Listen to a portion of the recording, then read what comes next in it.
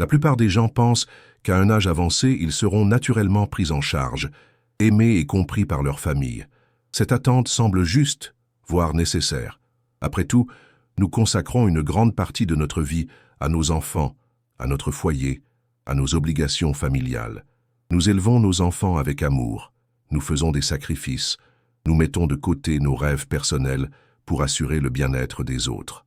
Il est donc raisonnable d'espérer qu'un jour, ce dévouement nous sera rendu sous forme d'affection, de gratitude et de présence. Mais que se passe-t-il lorsque ce n'est pas le cas? Que faire lorsque les enfants s'éloignent, que les appels téléphoniques se font rares, que les visites se font de plus en plus espacées et que le silence commence à ressembler à une forme d'abandon? Que faire lorsque le sentiment d'avoir été utile fait place à l'impression que vous êtes désormais un fardeau, un poids, une figure effacée au fond de la mémoire de ceux que vous avez le plus aimés? Il est courant d'entendre des phrases telles que « Après tout ce que j'ai fait pour mes enfants, la famille est tout ce que j'ai. Ils prendront soin de moi quand j'en aurai besoin. » Ces phrases, bien que chargées de vérité et de douleur, révèlent une profonde dépendance émotionnelle, un espoir presque enfantin que les autres seront toujours une source d'amour, de présence et de sens. Mais le problème est que lorsque cette attente n'est pas satisfaite, l'impact est dévastateur. Ce qui devrait être un refuge devient un champ de mines de chagrin, de ressentiment et de déception silencieuse. Sigmund Freud, père de la psychanalyse, était catégorique. La dépendance absolue à l'amour d'autrui est la source de beaucoup de nos souffrances. Il comprenait que les liens humains, bien qu'essentiels, ne peuvent jamais être le seul fondement de notre identité ou de notre bonheur. Parce que l'autre est instable, imparfait, parce que l'amour humain n'est pas garanti, et parce que l'âme qui dépend exclusivement de la présence d'autrui pour se sentir vivante, aimée ou digne, est toujours à la merci de l'abandon. Freud disait également que la souffrance psychique naît souvent de ce que nous attendons des autres sans qu'ils le sachent ou puissent le donner. Nous attendons de l'attention, de la reconnaissance, de la réciprocité, mais nous recevons de l'absence, de l'indifférence ou de l'ingratitude. Cela sape l'estime de soi, étouffe l'enthousiasme et nous transforme en prisonniers du passé. Mais la bonne nouvelle, c'est que cela peut changer. Dans cette vidéo, nous allons explorer 7 piliers solides sur lesquels vous pouvez vous appuyer émotionnellement et psychologiquement, même si votre famille ne vous comprend pas, ne vous soutient pas ou s'est éloignée de vous. 7 ancrages internes qui ne dépendent pas de la bonne humeur de vos enfants, des souvenirs de vos petits-enfants ou de la présence de vos proches.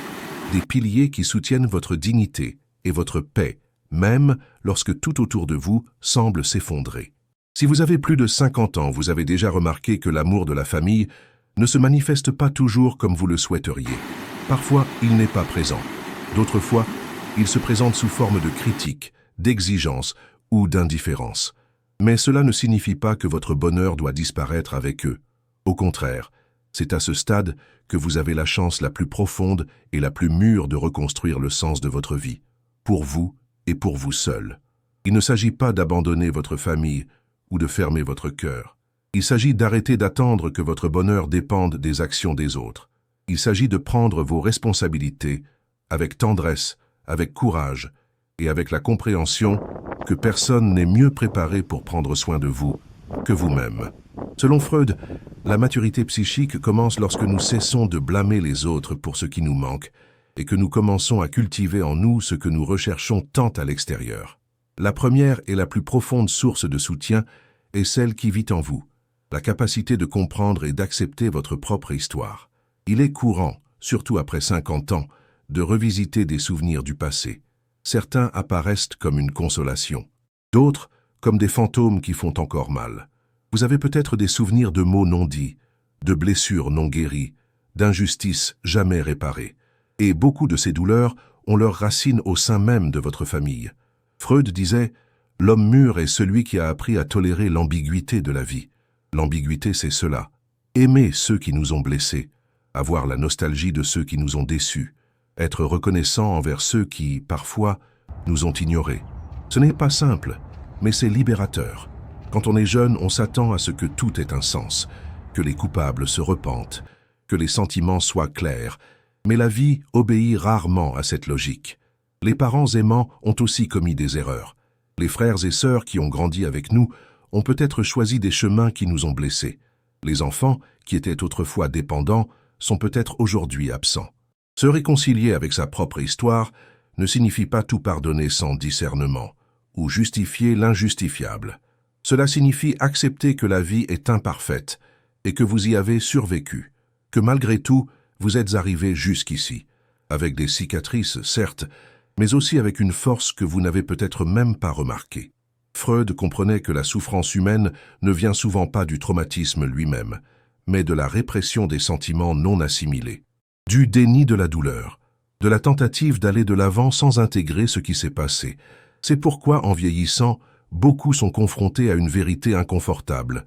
Il n'est pas possible d'effacer le passé, mais il est possible de changer la façon dont il continue d'agir en vous.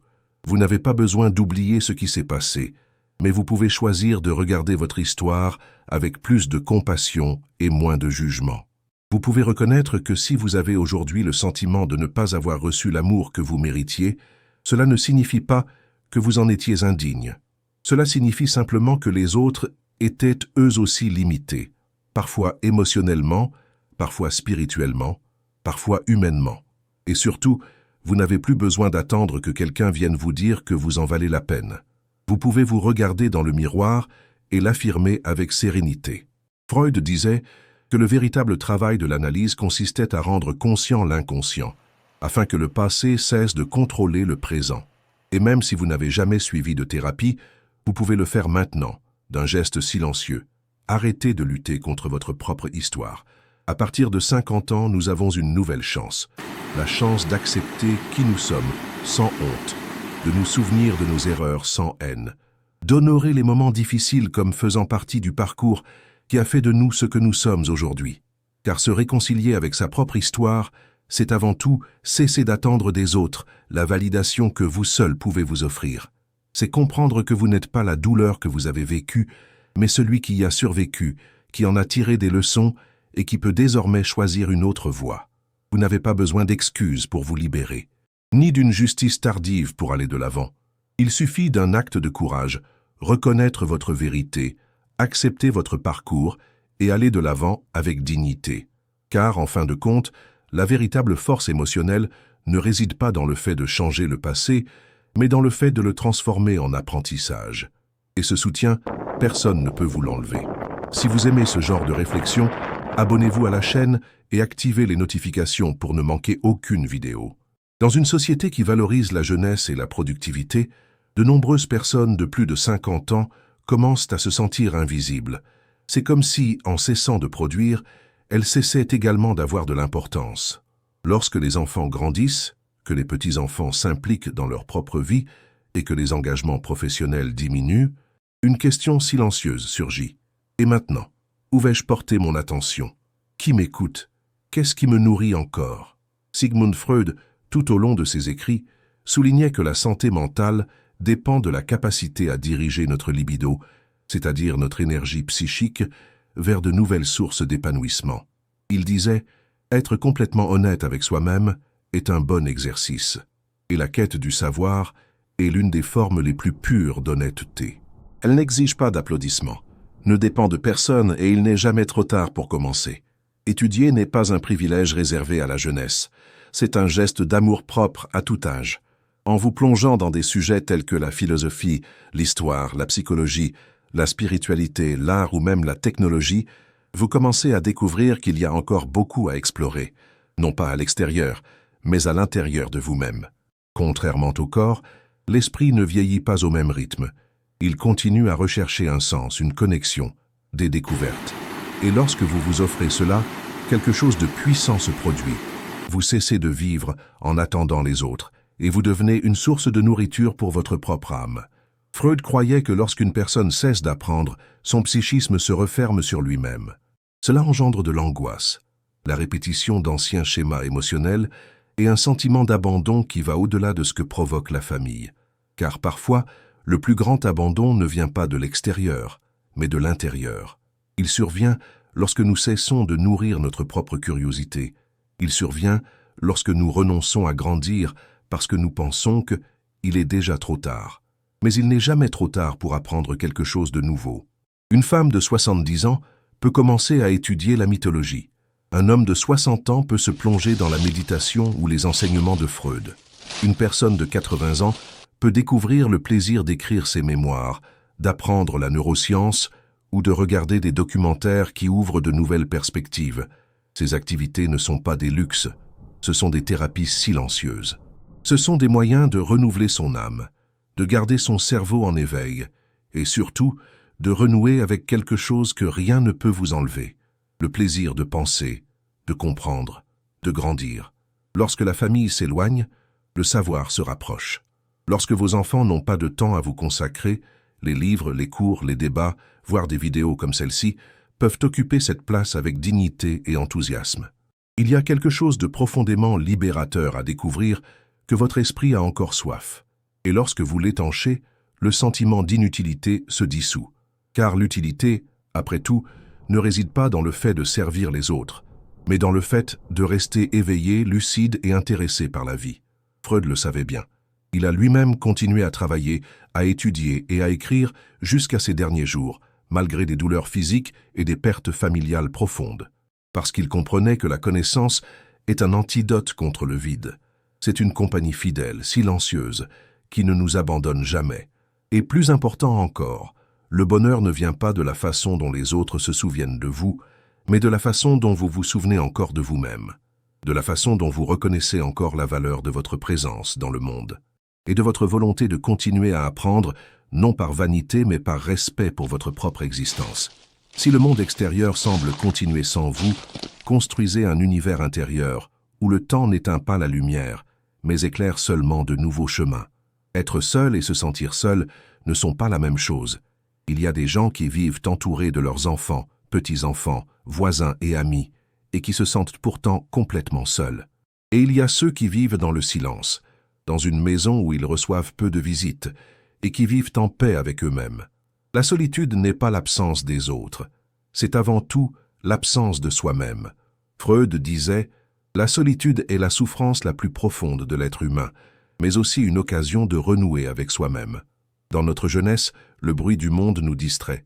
Il y a le travail, les obligations, les engagements, les enfants, les attentes. Notre agenda chargé nous empêche de percevoir le vide intérieur. Mais avec le temps, le monde ralentit et le silence s'installe. Beaucoup craignent ce silence. Il semble lourd, comme un présage de la fin. Mais le silence est en réalité une chance rare. La chance d'entendre ce que nous n'avons jamais eu le courage d'écouter, nous-mêmes.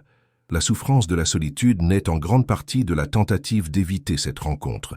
C'est pourquoi apprendre à être seul avec plaisir est l'un des plus grands pouvoirs que l'on puisse développer après 50 ans. Il ne s'agit pas de s'isoler du monde ou de vivre dans l'amertume. Au contraire, il s'agit d'aimer sa propre compagnie, de s'asseoir tranquillement à table, de prendre un café sans se presser, de marcher sans but, juste pour sentir l'air sur son visage, d'écouter ses propres pensées sans craindre ce qu'elles peuvent dire. Car lorsque vous apprenez à être seul, vous découvrez qu'il y a en vous tout un univers qui attend d'être exploré. Il y a des souvenirs qui brillent encore. Il y a des idées qui veulent encore voir le jour.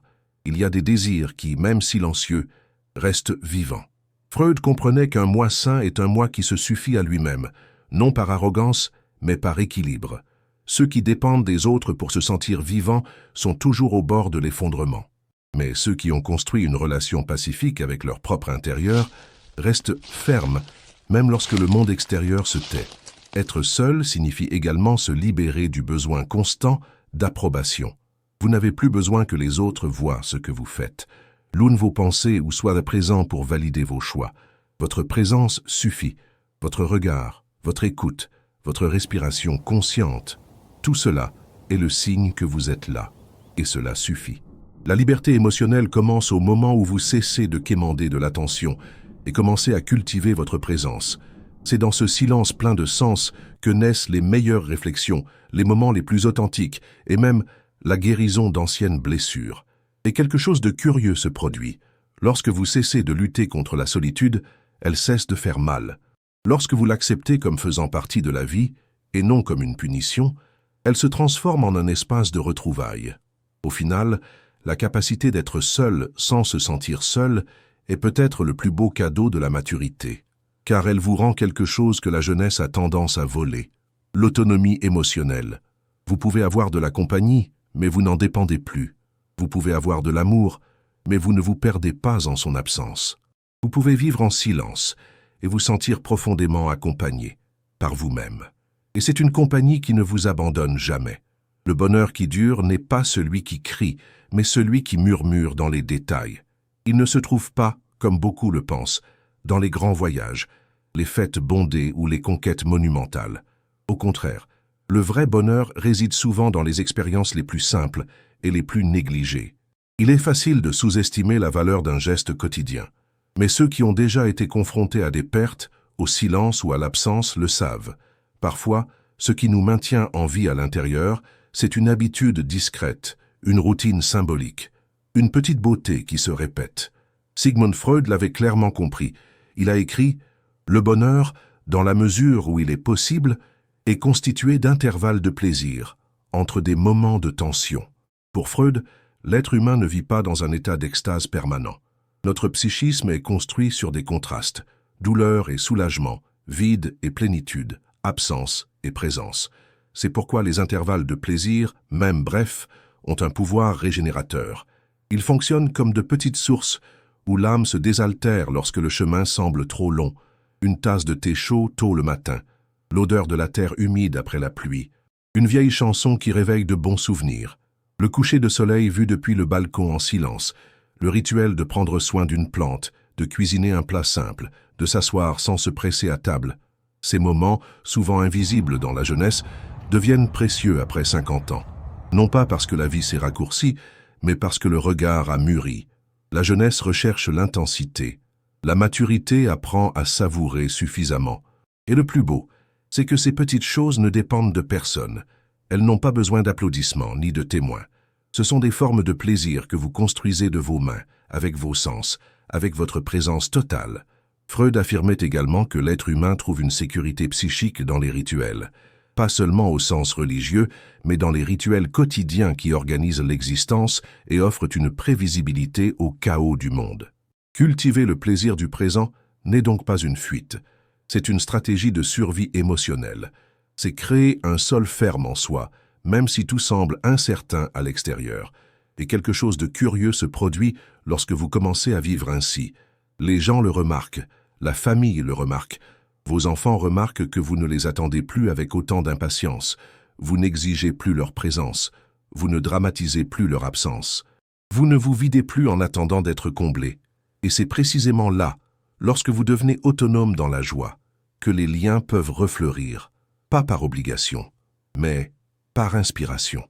Car il n'y a rien de plus attirant qu'une personne sereine, rien de plus accueillant qu'une personne qui vit bien avec elle-même, sans peser sur les épaules des autres. Rien de plus beau que quelqu'un qui a appris à être heureux avec ce qu'il a, et non malheureux de ce qui lui manque. Aux yeux de la psychanalyse, cet état de contentement quotidien est une forme élevée de santé mentale. C'est le signe que vous avez cessé de vivre dans le passé, de mendier dans le futur, et que vous avez commencé à habiter le seul temps réel, le présent. Et lorsque le présent suffit, toute la vie commence à changer, de l'intérieur vers l'extérieur. Beaucoup de gens croient que les liens les plus profonds de la vie doivent nécessairement naître de la famille. C'est une belle idée, mais elle n'est pas toujours vraie. Avec le temps, on se rend compte que l'affection n'obéit pas à la logique du sang. Il y a des enfants qui s'éloignent, des frères et sœurs qui deviennent des étrangers, des parents qui vivent avec nous sans voir qui nous sommes vraiment.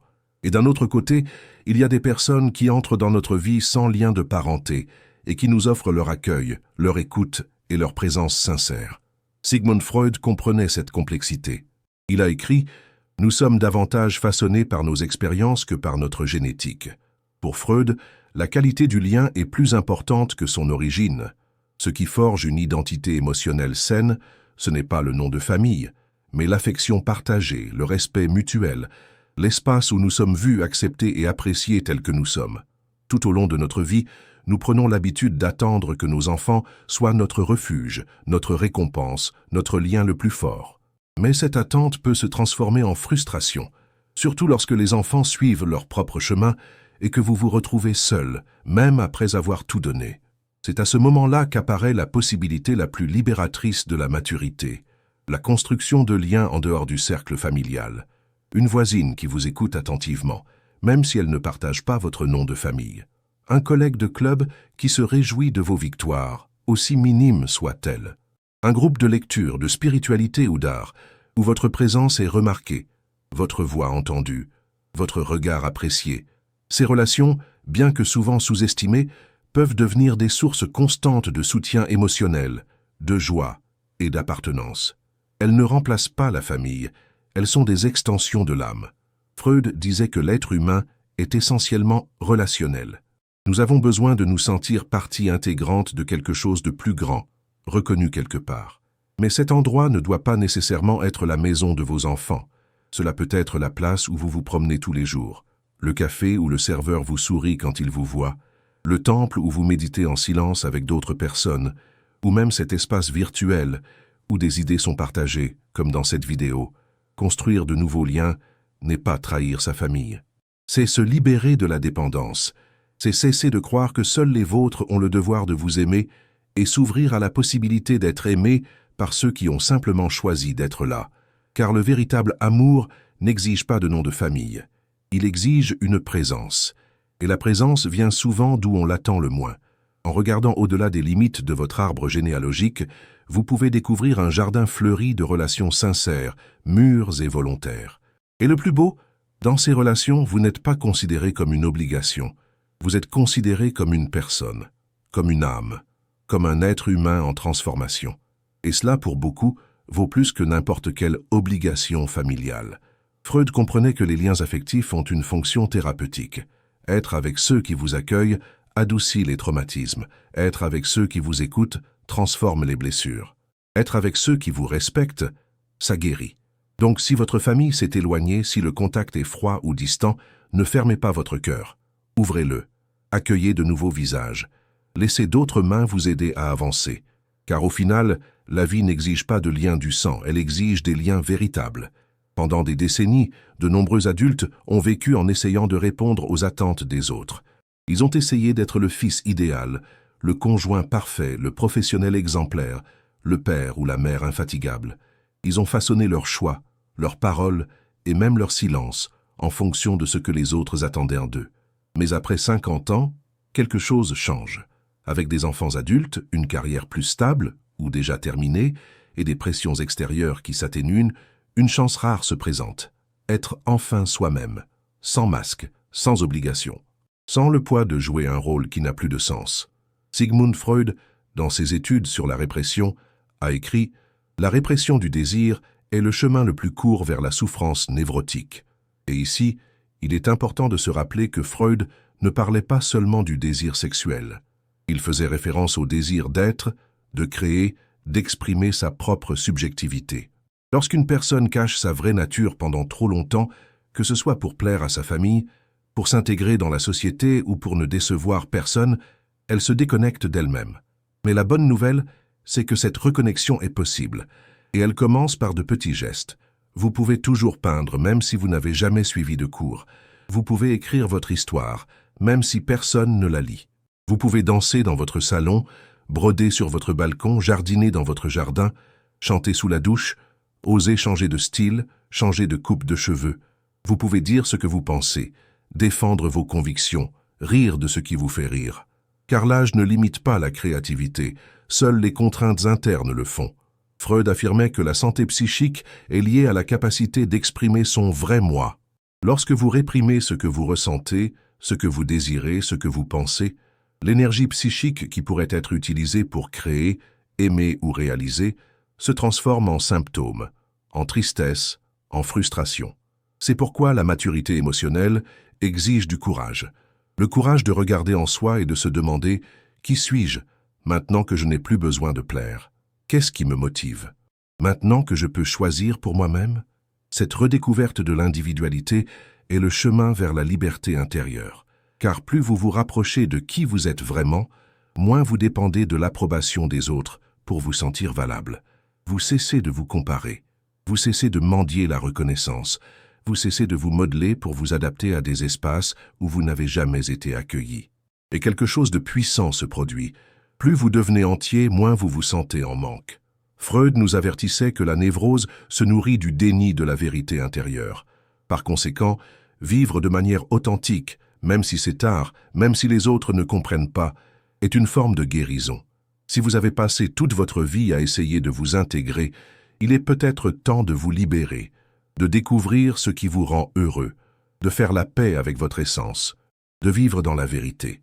Vous n'avez plus besoin d'attendre que les autres vous disent qui vous devez être, ni de chercher la validation dans des regards distants. Car lorsque vous vous autorisez à vivre en tant qu'individu complet, entier, fidèle à ce que vous ressentez et à ce que vous désirez, c'est alors que commence la véritable liberté. Et cette liberté, personne ne peut vous l'enlever. Il arrive un moment dans la vie où il ne sert plus à rien d'insister, ni d'attendre, ni d'essayer de changer ce qui, depuis longtemps, s'est révélé immuable. Ce moment arrive généralement en silence, dans un geste froid, une absence répétée, un mot qui n'est jamais venu. C'est quand vous réalisez que vous ne recevrez peut-être jamais les excuses que vous avez tant attendues, que votre enfant ingrat, malgré tout ce que vous lui avez donné, reste distant, que votre frère, même s'il est de votre sang, ne reviendra pas. Et ça fait mal. Ça fait mal parce qu'il y avait encore de l'espoir. Même après avoir atteint une telle maturité, il restait encore un fil invisible d'espoir, qu'un jour, par justice, par amour, par conscience, quelqu'un reconnaîtrait votre valeur. Mais Freud nous rappelle, la maturité c'est apprendre à supporter la réalité sans fantaisie. Supporter, ce n'est pas souffrir en silence, c'est regarder la réalité en face, sans mensonge, sans excuse, sans illusion. C'est reconnaître que certaines personnes ne changeront pas, non pas parce que vous avez échoué, mais parce qu'elles sont prisonnières de leurs propres limites. Et continuer à attendre ce changement, c'est rester enchaîné à la douleur. C'est vivre dans le passé.